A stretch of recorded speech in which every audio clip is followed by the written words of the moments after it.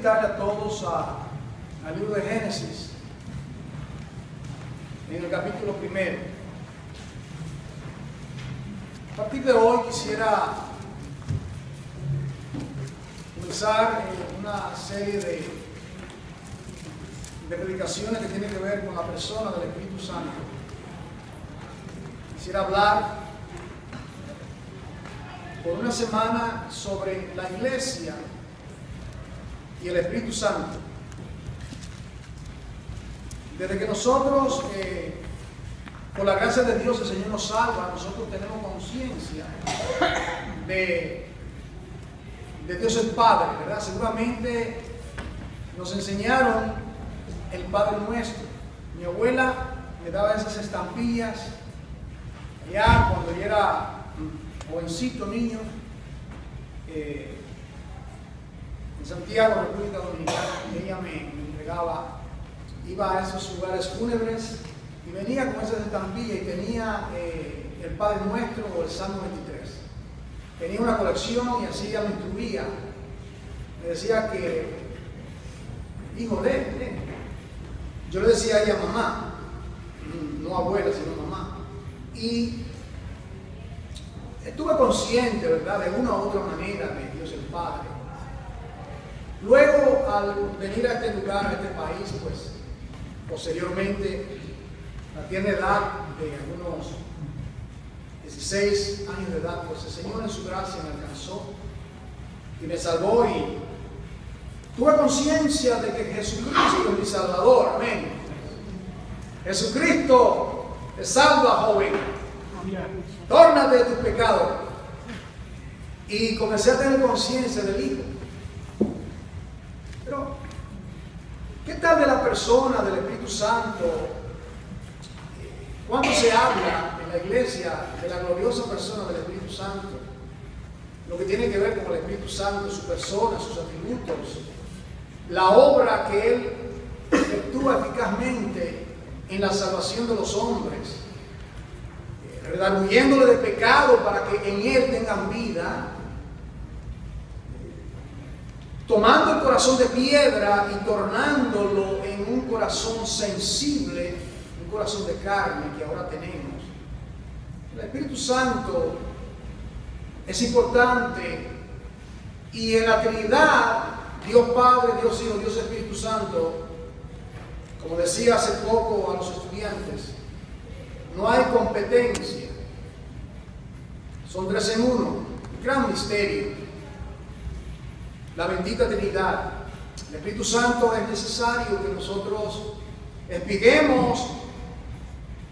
Podemos ir a las Escrituras naturalmente y poder explicar algunas enseñanzas que tienen que ver con su gloriosa persona.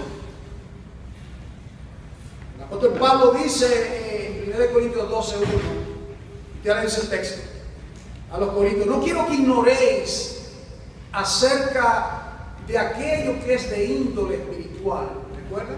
Los dones neumáticos, los dones espirituales, los carismas, estos proceden del Espíritu. Necesita conocer la persona del Espíritu Santo.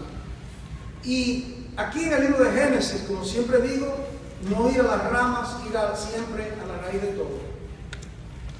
Usted abre su Biblia, estamos ahí en el capítulo 1. En el capítulo 1 del libro de Génesis, vemos la primera mención al Espíritu de Dios o al Espíritu Santo en las Escrituras. He aprendido que cuando queremos saber algo, comience a estudiar la primera vez que se menciona ese tema que usted está estudiando, cualquier tema. Y en este caso, aquí en el libro de Génesis se nos introduce a la gloriosa persona del Espíritu Santo. ¿Qué está haciendo el Espíritu Santo en este pasaje? Aquí habla de la creación del universo. Dios introduce a sí mismo, porque nadie podía introducirle porque no había nadie alrededor de él. Y por inspiración del Espíritu Santo en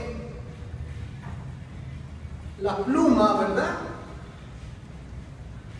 de el escritor inspirado que es Moisés, escritor del Pentateuco, los primeros siglos de la Biblia.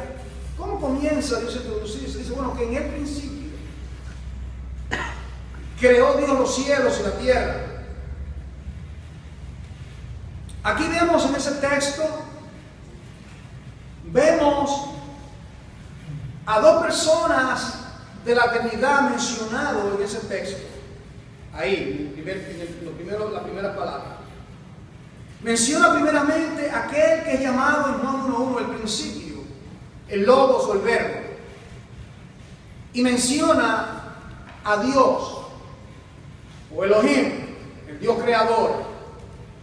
Entonces tenemos aquel que es llamado el principio, porque por medio de él, por él, para él fueron hechas todas las cosas. En él estaba yo, dice, con él estaba yo, dice el libro de Proverbios, capítulo 8. El verbo, Dios creó todas las cosas, todas las cosas. Una manera de verlo, cuando la palabra de Dios habla de Jesucristo, como en inglés dice the word, en este instante me gusta más en inglés. En español dice, en el principio era el verbo. ¿Tiene sentido? El verbo en gramática es la acción. Es la acción. Entonces, Dios accionó, ejecutó por medio de su verbo, por medio de su palabra.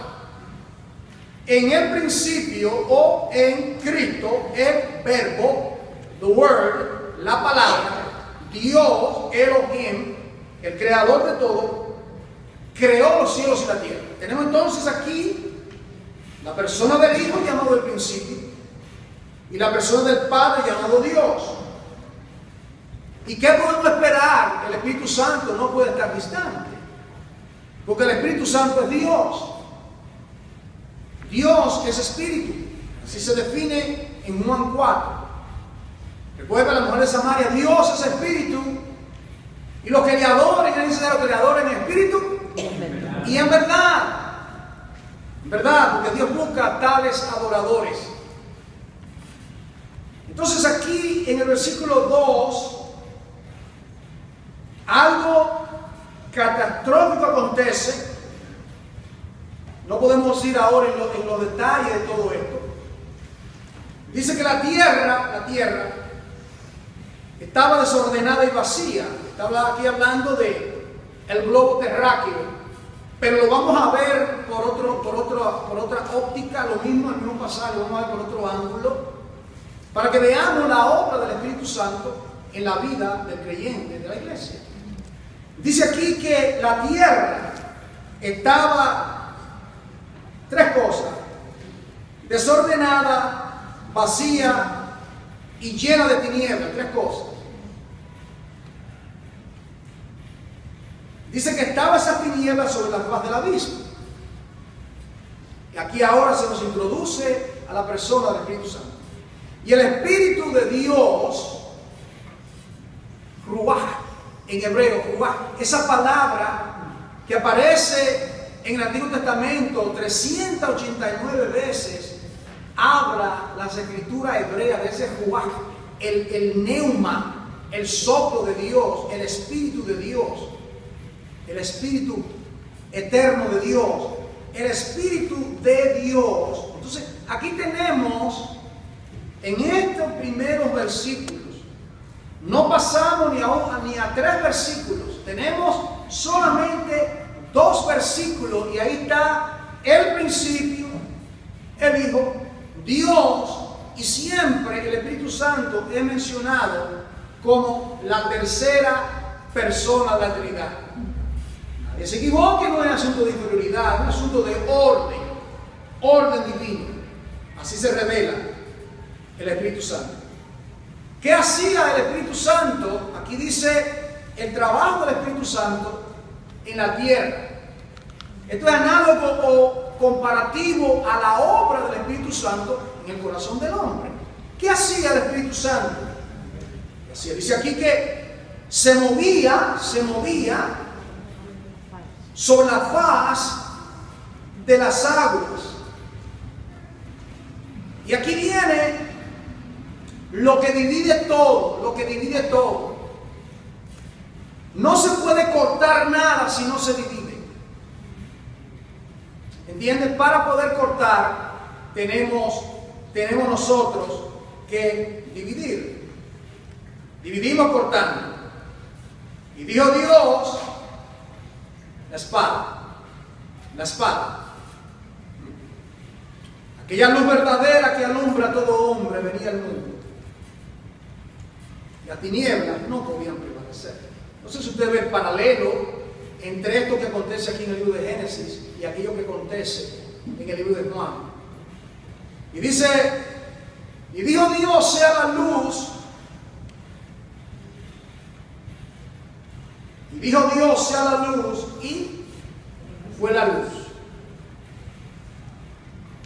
Cuando leo este versículo, la pregunta que uno tiene que hacerse, ¿a qué luz se refiere?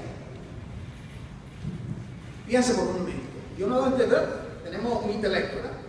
Tenemos que pensar, tenemos que ser personas como debería pensar que pensar.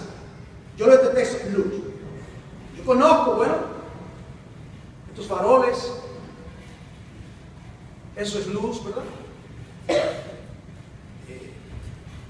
Este día resplandeciente de hoy está el sol y en la noche tenemos la luz lunar.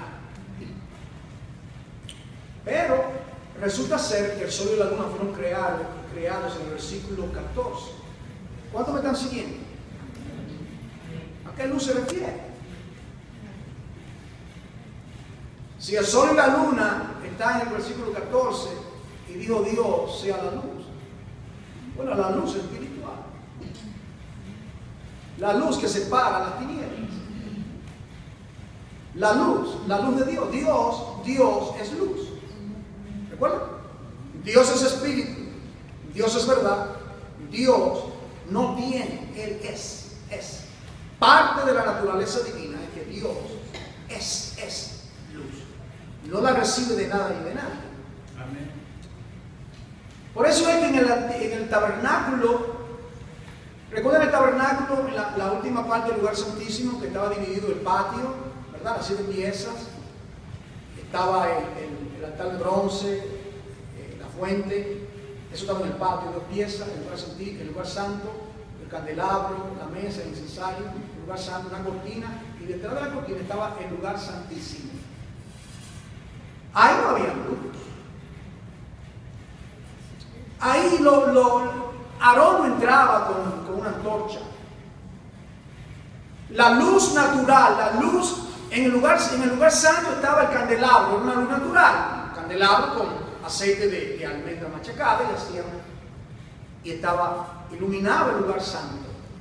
Y con esa luz los hijos de Aarón ministraban.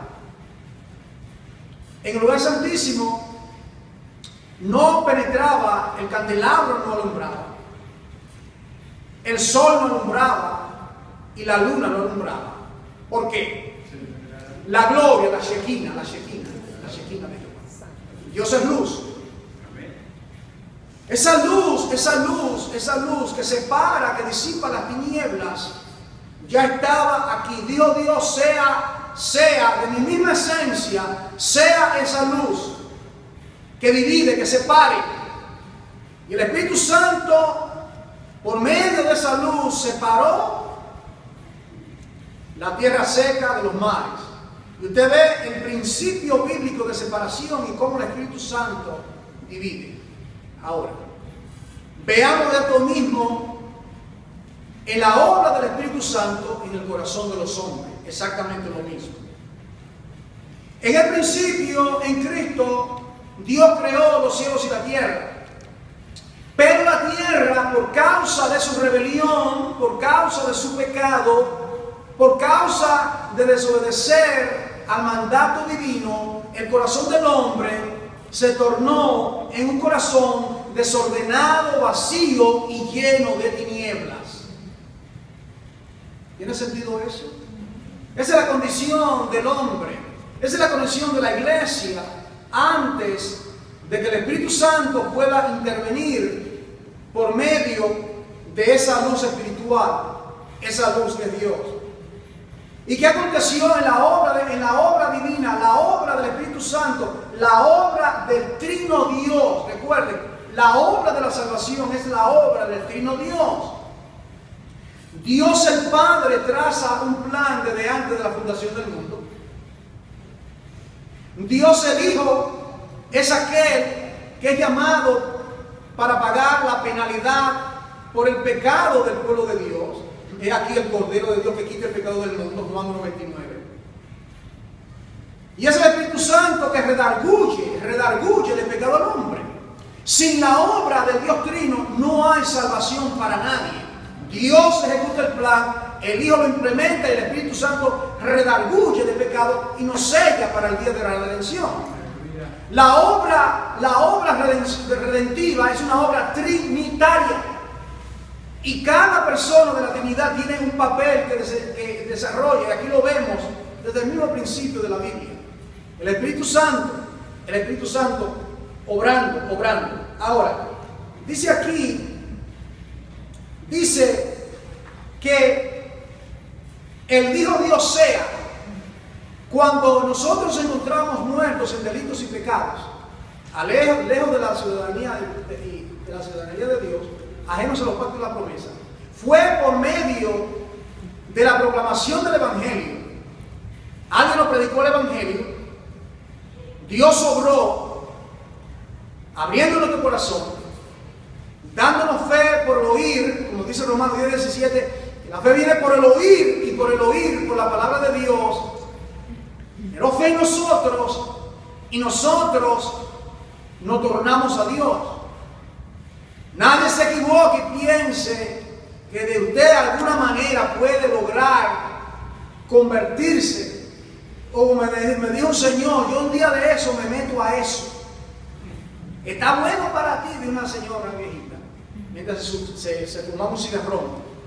Eso está bueno para ti. Sigue ahí, tú estás bien. Ella está más lejos, ya está en la eternidad y es bueno para mí, pero para ella no es bueno.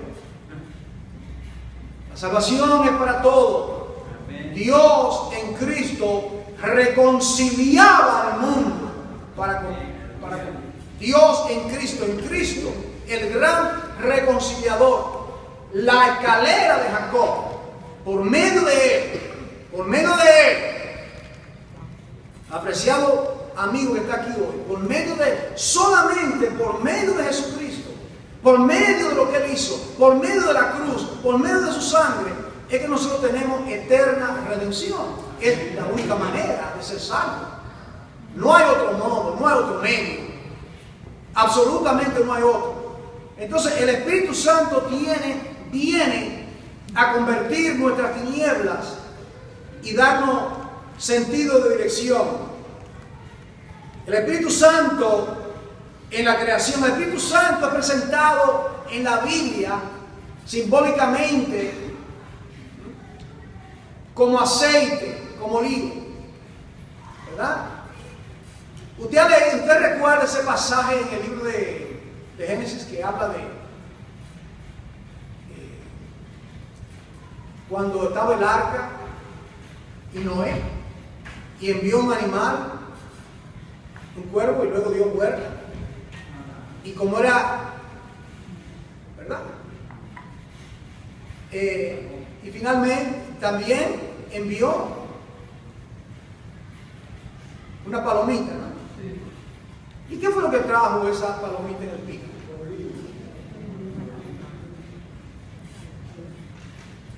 La unción hace que conozcamos todas las cosas. Entonces entendió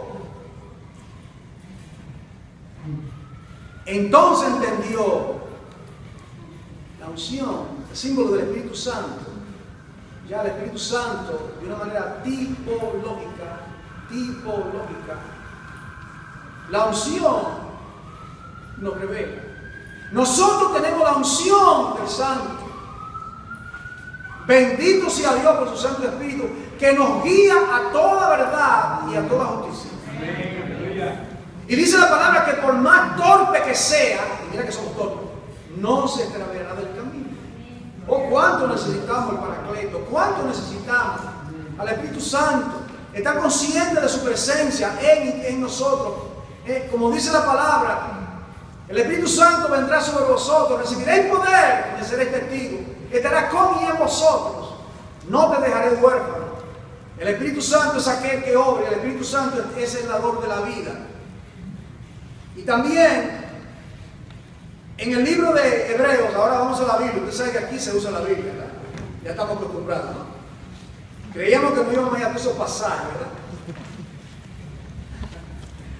Hebreos capítulo 9. El Espíritu Santo, mientras ustedes llegan a esa escritura, el Espíritu Santo es llamado, ¿verdad? Simbólicamente. El Espíritu Santo venía, no fue que venía una paloma, ¿no? Como paloma, y ungió a Jesucristo antes de su ministerio. El río Jordán, cuando fue bautizados en las aguas por Juan el Bautista. Entonces, el Espíritu vino sobre él, preparándolo, equipándolo para su obra ministerial, para su obra de redención. El Espíritu Santo es omnisciente, omnipresente, es omnipotente. Todos los atributos que tiene Dios Padre, Dios Hijo, lo tiene Dios Espíritu Santo, ni más ni menos, exactamente. Es algo equitativo. Aquí en Hebreos capítulo 9, versículo 14. Mire cómo se le llama al Espíritu Santo en este versículo, Hebreos 9, 14. Fíjense. Dice, ¿cuánto más la sangre de Cristo, el cual mediante el Espíritu eterno, la palabra Espíritu eterno, si es eterno, es coigual a Dios Padre, Dios el Hijo, el Espíritu eterno. Es un asunto de una religión falsa por ahí que dice que luego una emanación, y te dan un montón de teorías que no tienen fundamento bíblico. El Espíritu eterno. Dice aquí, limpiará vuestras conciencias de obras muertas para que sirváis a Dios vivo. Una pregunta. Por medio del Espíritu Santo es que nosotros llegamos. En Hechos 2, ese bien es comparado, dice, ellos estaban en el aposento alto esperando la promesa del Padre, ustedes recuerdan. Estoy seguro que más de 120 personas fueron invitadas. El asunto es que había como 120 personas en ese aposento alto. Entonces, amerita la pena, ¿verdad?, que lo veamos, si son tan amables. Hechos capítulo 2, estamos en el día de Pentecostés. Hay un propósito definido. Pentecostés. Cristo apareció con pruebas indubitables. 40 días y 40 noches tuvo diferentes apariciones. A ningún incrédulo se le apareció. Y al incrédulo que se le apareció, posteriormente lo reprendió severamente. Le dijo, no seas incrédulo. Pon tu mano en el costado. Y ahí estaban ellos 120 esperando la promesa del Padre. Llega el día de Pentecostés. 10 días después que Cristo ascendió a la diestra del Padre, o 50 días después que Él resucitó entre los muertos, y allí estaban mujeres, hombres, estaban allí en el aposento alto, y el Espíritu Santo, dice la palabra, cuando llegó el día de Pentecostés estaban todos unánimes juntos, y de repente vino del cielo un estruendo como de un viento recio que soplaba,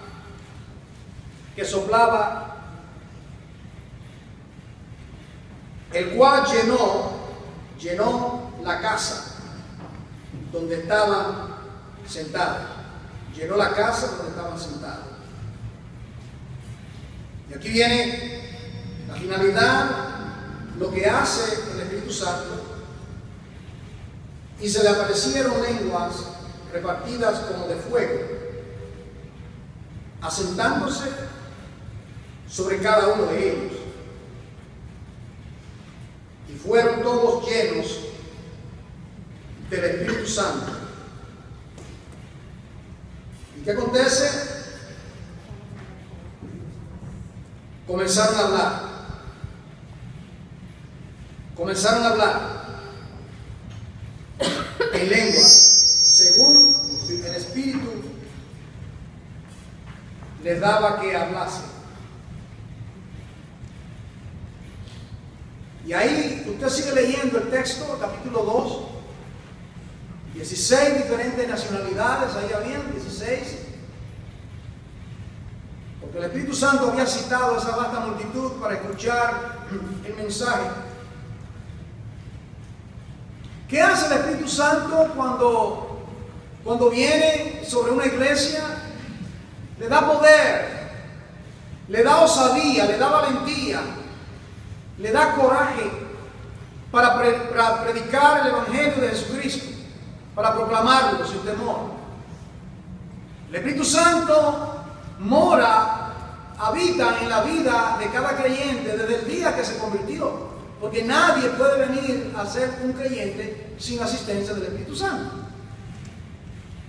Pero posteriormente a ese primer encuentro con el Espíritu Santo, somos invitados por la palabra en Efesios 5 y otros pasajes a que seamos llenos del Espíritu Santo. Y dice cómo. No es una experiencia mística. Vamos a dejar un poco el misticismo y tantas cosas que entran, quieren encajarla a las Escrituras. Dice cómo. Sé lleno del Espíritu Santo, hablando entre vosotros. ¿De qué manera? Con salmos, himnos y cánticos espirituales. Seamos llenos por medio de nuestra comunión con la palabra, nuestra vida devocional, nuestra entrega a Dios, nuestra búsqueda. Somos llenos, somos saturados del Espíritu Santo y nos da poder, osadía, para proclamar, para predicar, para aconsejar, para hacer la obra de Dios, evangelizar, hacer lo que Dios nos envía a hacer según los dones que Dios nos ha repartido a cada uno en particular. Por eso no podemos ignorar el Espíritu Santo, dice la palabra en 1 Corintios 12:1. Entonces dice aquí que cuando hablaban, ¿y qué hace una iglesia? Una iglesia, no podemos ser una iglesia ignorante con relación al Espíritu Santo. Aquí dice, ellos obedecieron, fueron llenos del Espíritu Santo. Luego, uno de ellos, porque hay orden, todos ellos podían, estoy seguro que los demás que estaban ahí presentes podían ser usados por Dios. Pero en esta ocasión, el Espíritu Santo tomó a un instrumento llamado Pedro. Y él comenzó a predicar.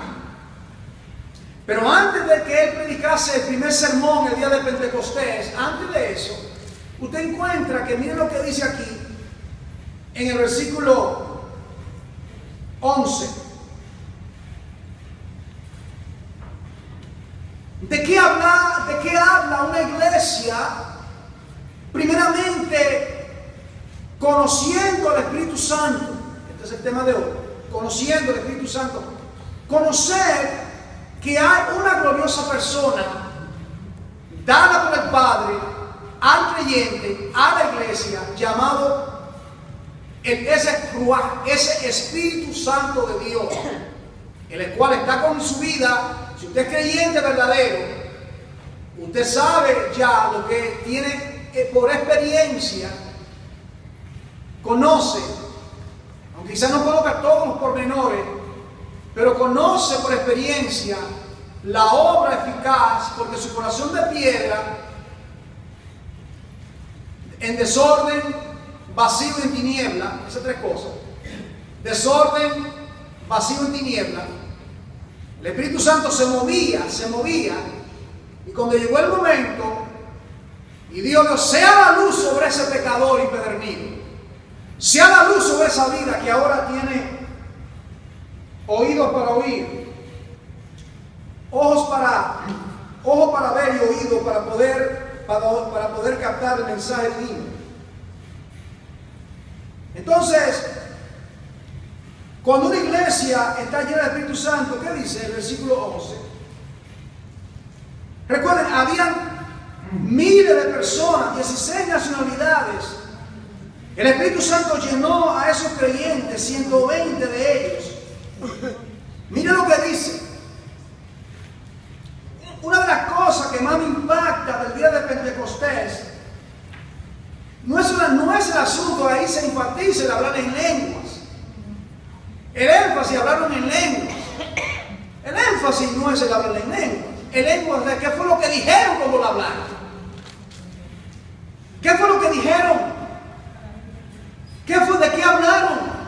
¿De qué habla una iglesia que es llena del Espíritu Santo?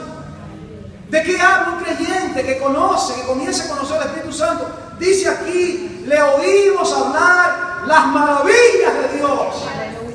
Las maravillas de Dios, las maravillas de Dios. Ese es el mensaje de una iglesia cristocéntrica, una iglesia que conoce al Espíritu Santo. No va a hablar de otra cosa. No va a hablar de otra cosa. No hay lugar en esa congregación para hablar de otra cosa. Dice, ellos estaban maravillados, atónitos, porque ellos les oían hablar las maravillas de Dios en su propio idioma. Aquí, ¿verdad? Lo que les gusta es ser analítico. Disculpa, yo soy uno de ellos. Podemos pensar que eran diferentes lenguajes lo que ellos hablaron, diferentes idiomas, y que cada uno pudo entenderlo. Eso, ¿verdad? Eso es aceptable.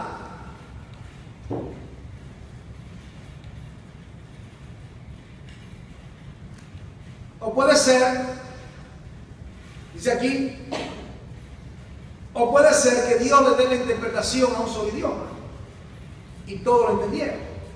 Sea como sea el asunto es que ellos hablaron en lenguas y ellos se quedaron maravillados. ¿Cómo es que estos que no conocen pueden hablar? Bueno, la inversa de la Torre de Babel, donde fue la confusión de lenguas. Aquí vino la interpretación de las lenguas, tomémoslo por ese ángulo, la interpretación de las lenguas, y Dios permitió oír la maravilla de Dios. Una nota de advertencia. Hay un movimiento global que se llama ecumenismo, donde quieren reunir básicamente a todas las religiones del mundo. Han invitado, ¿verdad?, al Papa, a los creyentes y algunos evangélicos, según hoy una noticia, hay que pedir perdón a Roma. Sea Dios veraz y todo hombre mentiroso, es lo único que puedo decir.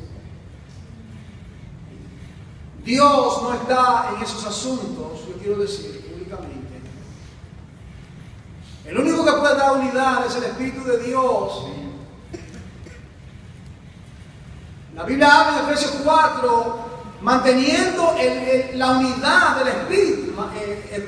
Efesios 4, manteniendo el vínculo de la unidad del Espíritu. El Espíritu Santo es aquel que une. El Espíritu Santo es aquel que pudo reunir a 16 nacionalidades en ese gran día de Pentecostés, y con ese ruach de Dios, ese viento, el neuma de Dios, el soplo de Dios, el Espíritu Santo impactó a esos 120 y comenzaron a hablar las maravillas de Dios. En otras palabras, quien dijo eso fueron los inconversos, los judíos, aquellos prosélitos que habían llegado a la fiesta de Pentecostés ese día.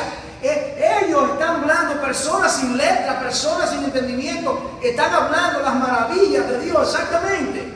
La iglesia llena del Espíritu Santo, no importa nuestro nivel, nuestra cultura, nuestro nivel intelectual, nuestro estatus, todos somos llamados a proclamar las maravillas de Dios por medio del Evangelio. Eso hicieron ellos. Y luego nosotros seguimos leyendo. Y ellos preguntaron que qué significa esto. ¿Qué es esto? Bueno, esto es esto. Esto no es que están borrachos, que tienen mosto, versículo 13.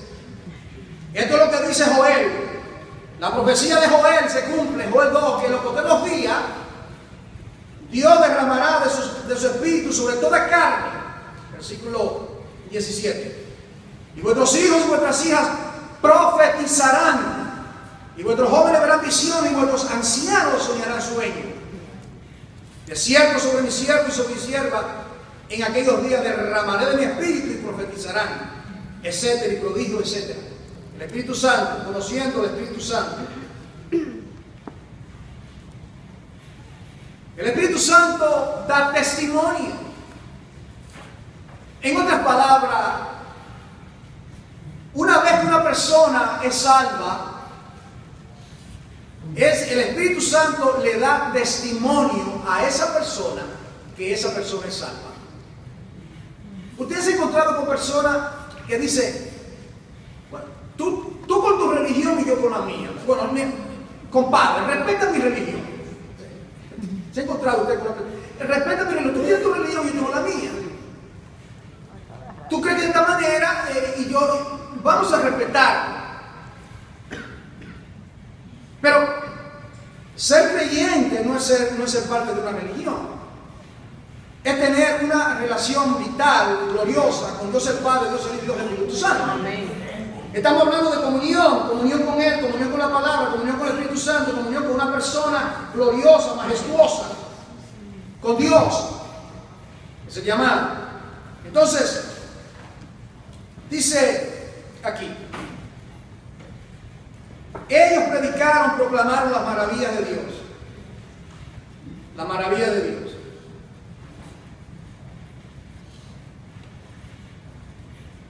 Y ellos, cuando predicaron ese mensaje, preguntaron, varones hermanos, ¿qué haremos? Dice, fueron compungidos, aguijonados por el Espíritu Santo. Palabra clave, una iglesia que tiene conocimiento de la obra del Espíritu Santo. Esa iglesia, ese creyente, sabe porque sabe que de la única manera de ser salvo es por medio del arrepentimiento. ¿Cuál fue la palabra? Ellos le preguntaron, varones hermanos, ¿qué haremos? Estoy en Hechos 2:37. Recuerden, tenemos la Biblia todos atentos, ¿verdad? Se compungieron. Le dijeron a Pedro y a los apóstoles, varones hermanos, ¿qué haremos? En otras palabras, estamos perdidos. Pero tú acabas de decirnos que ese Jesucristo a quien crucificaron aquí en esta ciudad, que estuvo haciendo maravillas, que ese era el Mesías prometido, y que nosotros los judíos somos culpables de la sangre del Hijo de Dios. Eso es horrible. Varones hermanos, ¿qué haremos?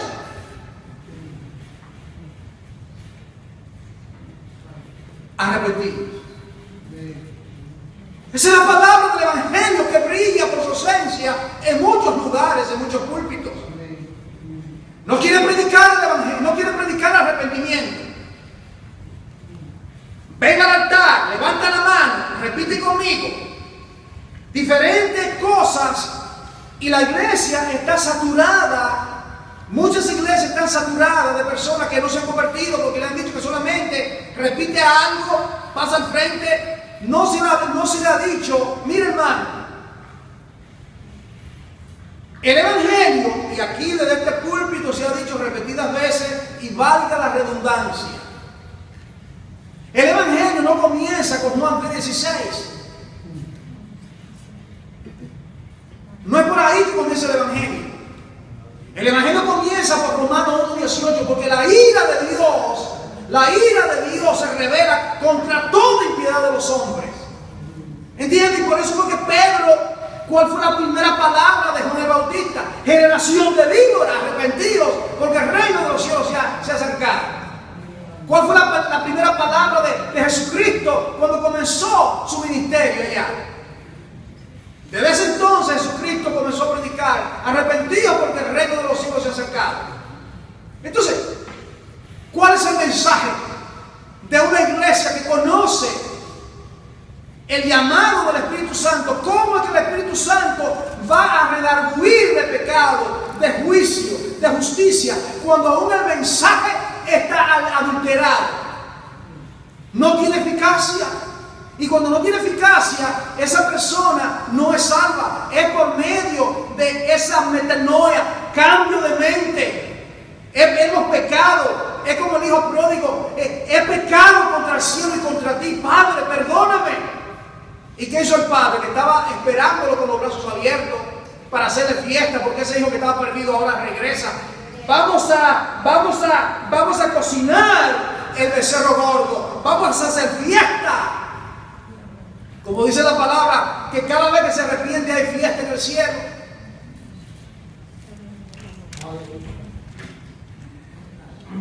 Pero creemos que la fiesta es para celebrar. La fiesta es para celebrar al pecador que se convirtió. No, no es Dios que está en fiesta. La fiesta es para Dios. Ahí es el Dios que celebra, ahí es Dios el Padre, Dios el Hijo, porque la obra de redención es trinitaria. Dios celebra la conversión de un perdido cuando se predica bajo la unción del Espíritu Santo. Ese es el llamado, iglesia: predicar la palabra conociendo el poder del Espíritu Santo. ¿Qué haremos? Arrepentidos y bautícese cada uno de vosotros en el nombre de Jesucristo para perdón de pecados, y recibiréis el don del Espíritu Santo. Una vez que se salva, le decía en 1 de Juan, viene el testimonio. El testimonio del Espíritu Santo ahora. 1 de Juan capítulo 5, versículo 7, dice de la siguiente manera. 1 de Juan 5, 7. Porque tres son los que dan testimonio en el cielo. Dan testimonio en el cielo. Note el orden, ¿verdad? La persona del Espíritu Santo es mencionada en tercer lugar. Dice: ¿quiénes dan testimonio en el cielo? Dice aquí: el Padre, el Verbo y el Espíritu Santo. Y estos tres son uno. Estos tres son uno. Dan testimonio. Miren lo que dice el testimonio: si recibimos el testimonio de los hombres, mayor es el testimonio de Dios, porque este es el testimonio con que Dios ha testificado acerca de su Hijo. Recuerda, el testimonio del Padre. ¿Recuerda? Cada vez que el Padre habla del cielo, ¿recuerda? En el río de Jordán, y cuando se transfiguró el Señor en el monte, allá en Mateo 16, si no mal recuerdo. Este es mi Hijo amado, el testimonio del Padre. Este es mi Hijo amado, en quien tengo contentamiento, a Él oír. ¿Recuerdan eso, verdad? Versículo 10. El que cree en el Hijo de Dios. Permite al Espíritu de Dios subrayar esto en nosotros. Como dice el profeta, con cincel de hierro y punta de diamante. El que cree en el Hijo de Dios. ¿Cuántos creen en el Hijo de Dios en esta hora? Amén. Creen en el Hijo de Dios. ¿Qué acontece si creen en el Hijo de Dios? Tiene el testimonio en sí mismo. En sí mismo. Usted sabe. Usted sabe si es salvo o no. Alguien puede pretender, pero se está engañando a sí mismo. Eso es peligroso, el autoengaño, porque hay tal cosa. Dice aquí, dice el otro lado de la moneda, ¿verdad? La división. El que no cree a Dios le ha hecho mentiroso porque no ha creído en el testimonio que Dios ha dado acerca de su Hijo. ¿Entienden? En otras palabras, Dios ha hablado desde Génesis 1:1 hasta Apocalipsis 22. Todo tiene que ver con el Hijo de Dios. El verbo es central en todo. Dios ha hablado, como dice Hebreos 1:1, Dios ha hablado muchas maneras, de diversas maneras, los padres por los profetas, y en estos postreros días nos habla por el Hijo. Constituyó heredero de todas las cosas. Él el Hijo, el Padre habla del Hijo. El Padre señala al Hijo.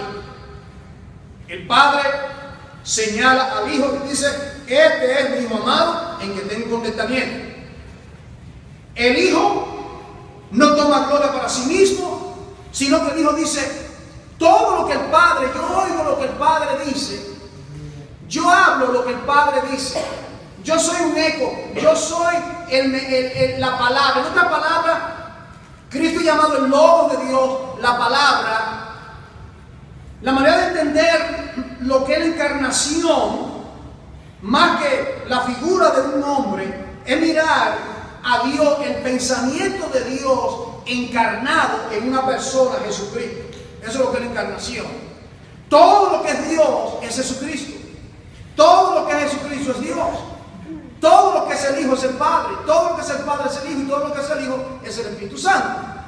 La única diferencia es que de las tres personas, quien se tomó la iniciativa de que se encarnase la segunda persona, que fue el Verbo, la palabra o el Hijo. Ese se encarnó. O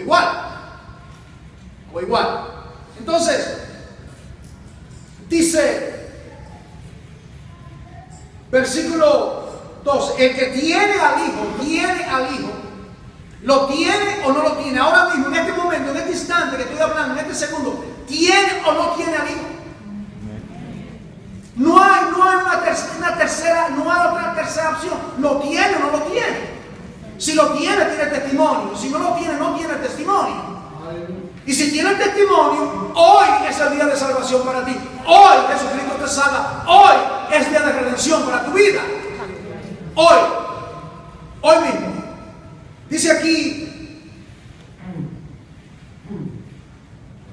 estas cosas os he escrito a vosotros que creéis en el nombre del Hijo de Dios. Mire esto: para que sepáis que tenéis vida eterna. Esto no es un asunto que más allá del cielo azul, no se cante la funeraria, más allá del sol, no me hables de más allá del sol. Yo quiero experimentar la vida eterna aquí y ahora. Porque aquí dice: el que tiene el Hijo tiene la vida. El Zoe de Dios, la vida de Dios, operando en su vida, operando en la mía. Tengo la vida eterna. Y él dice esto para que sepáis que, en otras palabras, Juan escribe porque se había influenciado. El trasfondo histórico de la carta es que había invadido falsa doctrina, gnósticos habían introducido en las iglesias, y Dios tomó a Juan y escribió para combatir a estos gnósticos que decían que por medio de ángeles, suena familiar, ¿no? Por medio de otros intercesores que estaban más cerca de Dios, suena familiar, ¿verdad? Parece que nos enseñaron eso en la iglesia, ¿no? Que otros podían interceder por nosotros, ruega por nosotros, Santísima. Esto no es nuevo, esto estaba aquí. ¿Y qué dice? No hay otro nombre dado a los hombres en el cual podemos ser salvos. Está sellado ya por medio de Jesucristo, solamente Él. Es el peligro del comunismo y del ecumenismo que hay, que quiere decir que aquellos que toman otro medio de salvación son mis hermanos, son criaturas de Dios, pero no son mis hermanos hasta que no. El único medio de salvación es Jesucristo. Esa es la tesis del apóstol Pablo en Romanos, que todo está condenado, todo el mundo está condenado bajo la ira de Dios, y presenta a Jesucristo como el corazón del Evangelio. Y él dice, estas son escritas para que creáis, para que sepáis que tienen la vida eterna. Primera de Juan 5, 14. Y para que creáis en el nombre del Hijo de Dios. ¿Y qué produce eso? ¿Qué produce el Espíritu Santo que habita en la vida de la iglesia, en la vida del creyente? ¿Qué produce? Confianza. Versículo 14. Confianza. Confianza. Y esta es la confianza que tenemos en Él. Ahora, ¿por qué tenemos la confianza? El contexto lo dice. La Biblia es su propio intérprete, recuerda. El contexto lo dice. El Padre da testimonio. El Espíritu Santo da testimonio. Los tres dan testimonio en el cielo. Recibimos el testimonio por la regeneración, la conversión, como queramos llamarlo, el nuevo nacimiento, la vida nueva. Y ahora viene el testimonio del Espíritu estampado en nosotros. Y ahora tenemos confianza. ¿Y qué hace esa confianza? Y sabemos que si pedimos, versículo 14, si pedimos alguna cosa conforme a su voluntad, Él nos oye. Y si sabemos que nos oye en cualquier cosa que pidamos, sabemos que tenemos la petición que le hayamos hecho. Pregunta, ¿le ha contestado en su vida como creyente, le ha contestado Dios alguna petición a usted? Definitivamente. Definitivamente. Oré por mi mamá por 17 años. Decía que era católica de la cabeza a los pies. No quería saber de los aleluya y de los predicadores, comenzando con su hijo en este servidor. Pero cuando dijo Dios llegó a esa viejita rebelde. Cuando el dijo Dios vino a esa viejita rebelde, allá en Puerto Rico, en una campaña de ese amado siervo de Dios llamado G. Ávila. Esa viejita me preguntaba y se quejaba que por qué solamente teníamos cultos 3 veces a la semana, que debería estar la iglesia abierta todos los días.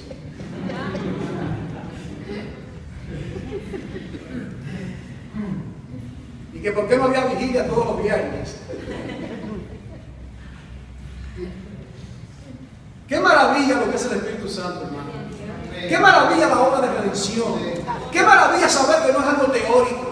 Qué maravilla saber que no estamos hablando de religión, de que me contó. Qué maravilla saber que es una experiencia real, vital. Aleluya. Qué maravilla saber que somos hijos de Dios. Qué maravilla de la gracia de Dios. Que desde aquí, como decía mi pastor, para el cielo salí y para el cielo voy. Allá nos vemos. Ya tiene 80 y pico de años y todavía está predicando allá en la Florida. Qué maravilla del Señor.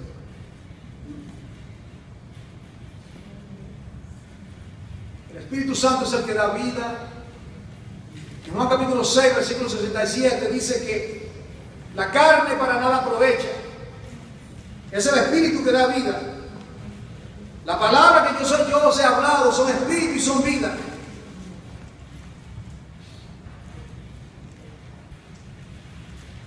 Conociendo el Espíritu Santo es vital. En Juan capítulo 14, para aprovechar el tiempo, ya que tenemos los santos elementos, tenemos una gran fiesta en breve, la mesa del Señor.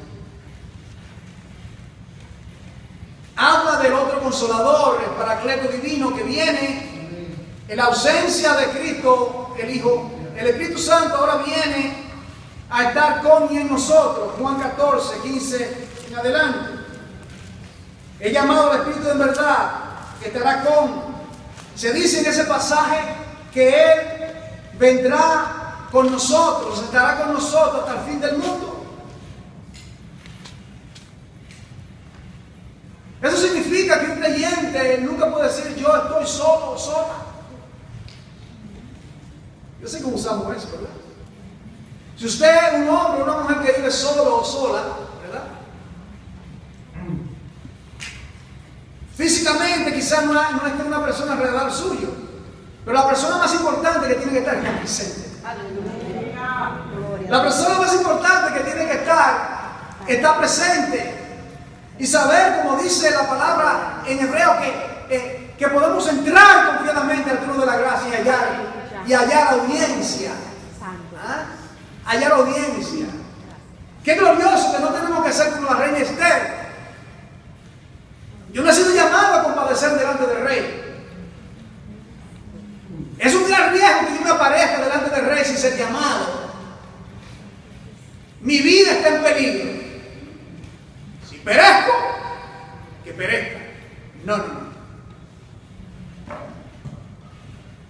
El rey extiende su cetro. El rey extiende su cetro. Ven, reina. Ven, amada mía, hermosa mía, paloma mía. Ven. Hállanos gracia delante de mí por causa de mi hijo amado. Hállanos gracia delante de mí por causa de su sacrificio eterno, consumado es, sellado está, terminado está. Ven, eres bienvenida. Las puertas están abiertas. Y somos llamados en Romanos 8 a orar en el Espíritu. Dice la palabra que nosotros no sabemos cómo orar. ¿Cuándo saben eso? Los discípulos escuchaban al maestro orar constantemente. Y es que le dijeron, enséñanos a orar. Y el Señor le enseñó a orar. ¿Y cuál es el énfasis de la oración en el Espíritu? Reconocimiento. Padre nuestro. Padre nuestro. Eres Espíritu que estás en los cielos. Eres santo, santificado sea tu nombre. Estamos en un reino mundano, venga tu reino. ¿Qué impera en un reino de Dios cuando la iglesia es guiada por el Espíritu, cuando la iglesia es movida por el Espíritu? Su voluntad. Hágase tu voluntad. Eso es el Espíritu Santo en la iglesia. Establece la voluntad de Dios. No hay lugar para hablar de otras cosas. No hay lugar para hablar de otras cosas. De este lugar o de otro. Todo es saturado por Él.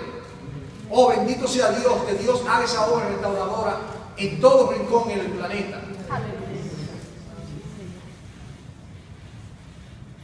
Voy y vengo, le digo. Voy y vengo. Me gusta esa expresión. Voy y vengo. Yo no creo que no entendieron eso, la cabalidad. Voy y vengo. Estaban tristes porque Él se iba. Es necesario que me vaya, porque si no me voy, no regreso. Pero ahora regresaba en la persona del Espíritu Santo.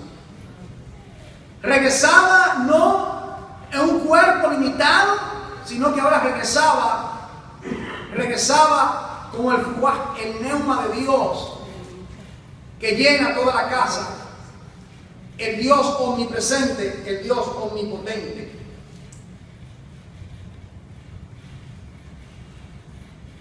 Finalmente, voy a concluir, aunque hay más cosas que decir, pero quiero concluir ahora en 2 Corintios capítulo 3.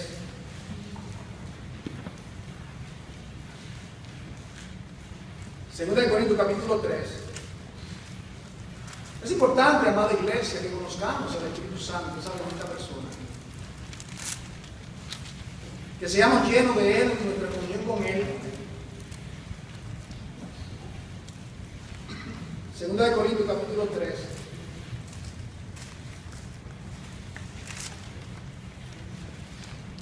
Mire la obra del Espíritu Santo en la transformación de los creyentes o de la iglesia, lo que el Espíritu Santo hace. Voy a partir del versículo 13 para que tomemos el contexto. Es importante cuando se lee la Biblia leer el contexto, los pasajes que están encima y los pasajes que están debajo. ¿Claro? Ese es el contexto. Está hablando aquí, está haciendo una comparación del ministerio de condenación y el ministerio del Espíritu. El ministerio de condenación, versículo 7, es el ministerio de muerte. Se está refiriendo a las tablas de la ley, los mandamientos de Dios escritos en tabla, el cual nadie podía cumplir. Era un ministerio de muerte, nadie podía cumplirlo.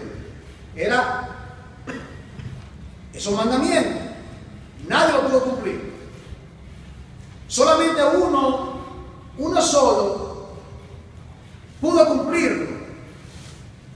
En el Salmo 40, versículos 4 al 8, dice: aquí vengo para hacer tu voluntad. Quita lo primero, quita lo tipológico, aquello que no se pudo cumplir, quita eso para que se pueda establecer lo postrero. La palabra de Dios estaba en el corazón. Debe ilustrarle esto, hermano. Gracias, Padre. ¿Ustedes recuerdan en el Antiguo Testamento cuando Moisés bajó por el monte con las tablas y vio al pueblo danzando con los becerros de fundición? ¿Recuerdan ese pasaje? Eso 32. Y él cogió las tablas, como que dice: ¿para qué sirve un mandamiento que le voy a dar cuando ya el pueblo lo ha quebrantado? ¿Qué es lo que dice el primer? No tendrán dioses. Yo soy Jehová tu Dios, tú tendrás dioses ando delante de mí. Y ya estaban danzando. ¿Qué acontece posteriormente? El pueblo es el ministerio en letras. ¿Qué acontece entonces? Que Dios le dice a Moisés luego posteriormente que haga otras tablas más, como la que hiciste primero. ¿Pero qué acontece con esa tabla? Esa tabla la toman y la ubican en el lugar santísimo. Oiga ahora. Tomen una urna de maná, la vara de Aarón que reverdeció y la tabla de la ley, el testimonio. La urna de maná como testimonio que yo soy el pan de vida y que alimenté a este pueblo rebelde por esos 40 años su peregrinaje, pero que alimentará a ese nuevo pueblo cuando el maná del cielo desciende en la persona de Jesucristo. La vara de Aarón que reverdeció, representando que Cristo es el sumo sacerdote y que su sacerdocio sería eterno, porque te había puesto dentro del arca. ¿Entiendes? Ahí hay vida, el arca es vida, es Dios que vive ahí, es Dios que está ahí adentro. Y la tabla de la ley no quebrantada, porque la tabla, ¿cómo podemos expresarlo? El arca representaba el corazón del Hijo. ¿Entiendes? Ahí uno puede entender un poquito, por lo menos, ¿verdad? Lo que dice el Salmo 40. Vengo porque tengo tu ley, está dentro de mi corazón. Yo soy el arca. El arca, yo voy a cumplir esos mandamientos que tu pueblo rebelde y que todo pecador en el planeta no pudo cumplir. Yo, tu Hijo amado, voy a hacer tu voluntad. Voy a hacer tu voluntad. Y por eso estamos nosotros aquí, gloria a Dios. Entonces aquí habla de que la comparación y luego dice que, versículo 13, y no como Moisés ponía un velo sobre su rostro, para que los hijos de Israel no fijaran la vista en el fin de aquello que había de ser abolido. El entendimiento de ellos se embotó, porque hasta el día de hoy, cuando leen el antiguo pacto, se queda el pueblo el mismo velo no descubierto, el cual por Cristo es quitado. Mira quién es el que quita el velo, sea judío, sea quien sea, Cristo es el que quita el velo. Ahora mira el versículo 16. Pero, aleluya, cuando se conviertan al Señor, cuando se conviertan al Señor, ¿y cómo es que se convierten al Señor? Hechos 2 en adelante, arrepentidos, el arrepentimiento. Cuando se convierten al Señor, ¿y a quién se está refiriendo? A los judíos. Nadie cree que un judío va a ser salvo porque guarda el día de reposo, porque la vestimenta que tiene, porque el color predilecto, que son las niñas de mis ojos, que cabeza y no cola, etcétera, etcétera, etcétera. Todo. La misma base para ser salvo para los judíos, para los judíos, la misma. Jesucristo es el puente. No hay otro nombre. No hay otro nombre. Ya dos hombres. No hay otro nombre. La primera predicación fue a judíos, no fue a gentiles. Ellos vinieron después. Y Cristo vino primeramente a las ovejas perdidas de la casa de Israel. Ahora, porque el Señor es el Espíritu. Y donde está el Espíritu del Señor, allí hay libertad. Por tanto, nosotros todos, mirando a cara descubierta, como un espejo, la gloria del Señor, somos transformados. ¡Qué maravilla! Yo quisiera cambiar, hermano, dice alguien. ¿De qué manera cambio, hermano? Es que yo soy así, así, así, así. Bueno, aquí dice cómo se cambia. No es mirando tu pecado, no es mirando tu insuficiencia, porque ciertamente la tendrás hasta tu último día en la vida. Es contemplando a Jesucristo, perfecto. Dice aquí, somos transformados de gloria en gloria, en la misma imagen, como por el Espíritu de Señor. Esa es la manera que podemos ser transformados y de ser completamente ubicados en Él. Cuando nosotros conocemos, estamos solamente introduciendo el tema del Espíritu Santo, conociendo al Espíritu Santo. Oremos. Padre, en el nombre de Jesús, te adoramos y magnificamos tu glorioso nombre. Queremos darte las gracias por permitirnos expresar estas palabras, que confío en ti, Señor, que nos ayude un poquito a conocer la bendita y gloriosa persona del Espíritu Santo. Espíritu Santo, tú eres la tercera persona de la verdad. Espíritu Santo, por causa de tu obra en nuestros corazones, redarguyéndonos de nuestros pecados, es que hoy somos salvos. Queremos honrarte, Espíritu Santo. No queremos ignorar las Escrituras, porque estamos en la época del Espíritu Santo ahora, donde tú estás llamando de toda nación, tribu y lengua a un pueblo para la gloria de Dios del Padre. Te bendecimos y te exaltamos en el nombre de Jesucristo. Amén.